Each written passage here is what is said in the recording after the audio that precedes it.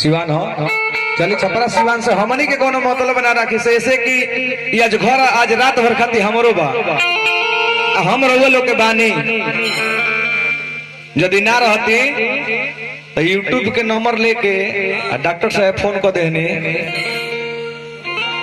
हाँ तो चले बढ़ जा बाबा महेंद्र बाबा जे पूर्वी के रचयिता पूर्वी खाटी माटी के महेंद्र बाबा के ना जाने ना जी।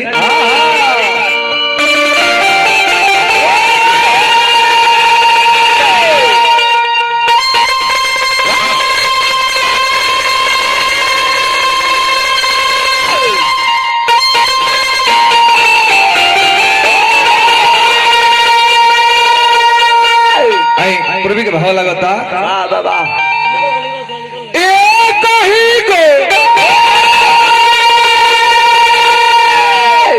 अरे मोतिया के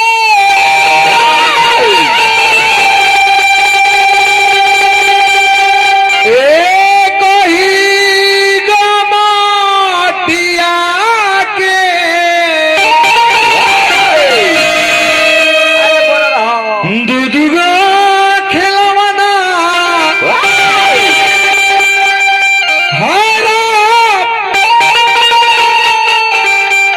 दूध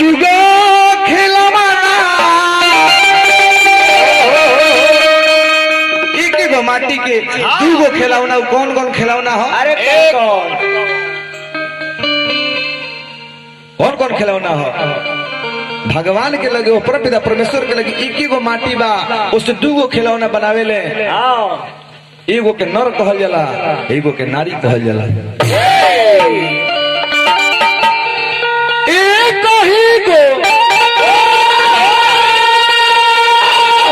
अरे मोतिया के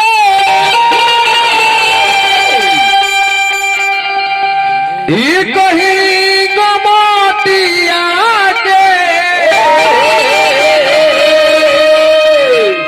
दूध गो खिलौना हरा अरे दूध गो खिलौना तो मोर सवलिया रे अरे गोरे वाला एक गो कुम्हार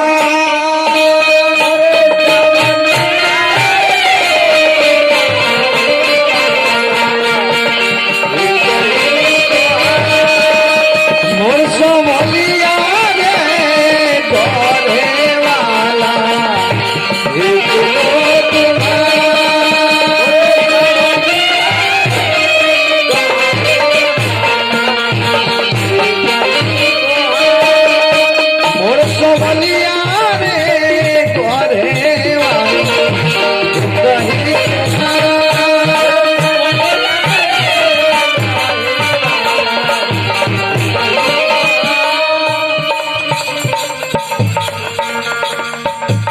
एक ही गोमटिया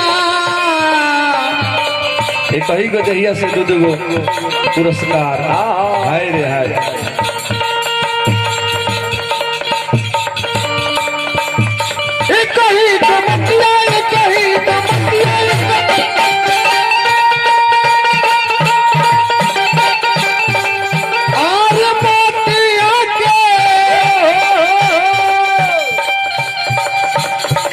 एक ही गोमटिया के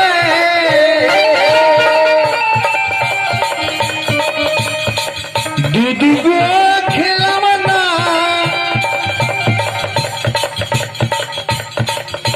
ए सवलिया मोर सवलिया रे गोरे वाला कहीं को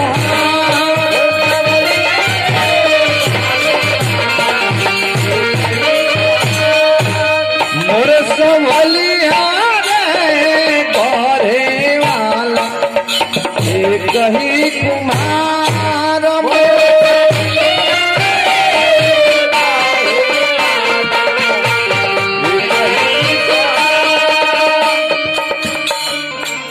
जी पूर्वी के रचयिता महेंद्र बाबा लिखा था नहीं कौना खिलौना कौना खिलौना कौना